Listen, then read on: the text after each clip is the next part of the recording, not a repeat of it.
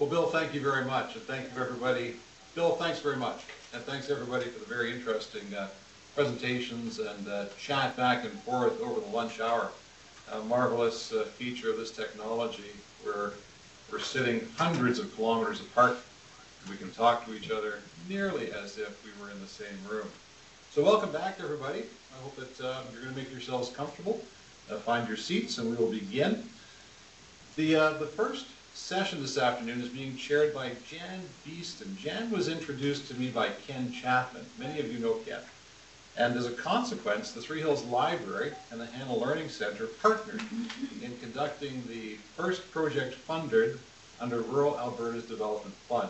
I once joked that the reason Alberta has no power outages, no blackouts, is that whenever one threatens, they find Jann, wherever she is in the province, and just kind of plug her into the grid for a couple of minutes.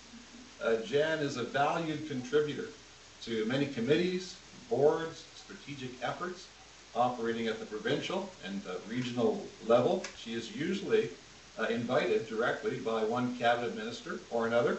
These appointments are much to her credit and all richly deserved.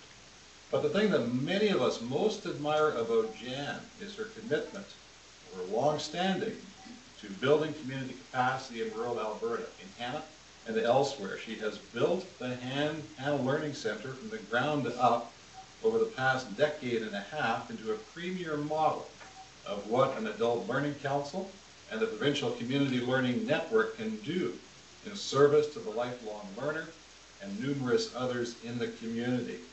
It's my very great pleasure to introduce you to Jann now. I see that she's got a stellar lineup of speakers, not to name any names. Jann, I'm glad that you can be with us this afternoon. Welcome, and you have the floor. Thank you, Kevin.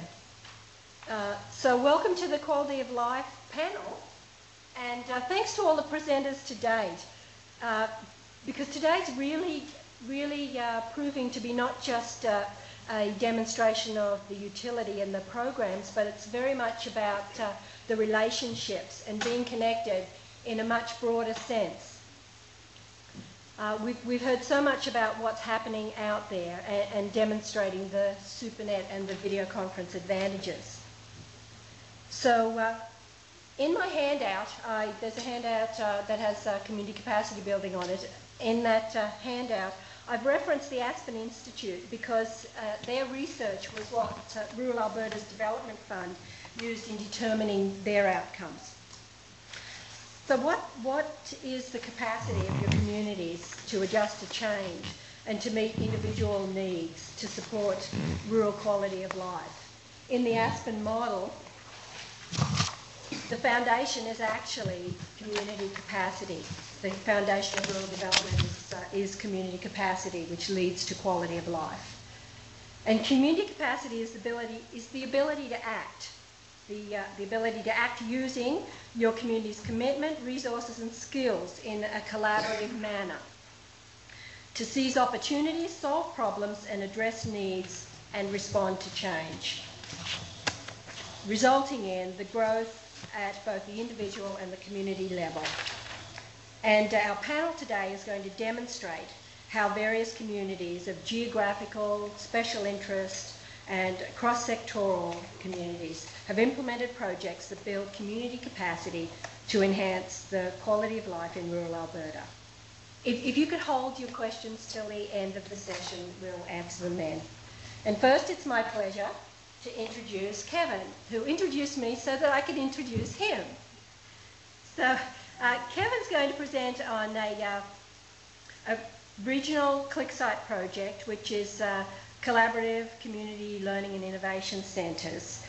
And Kevin's a long-standing member of the Three Hills Library Board. He loves books and is passionate about the power of Alberta's public libraries to transform the lives of Albertans every day.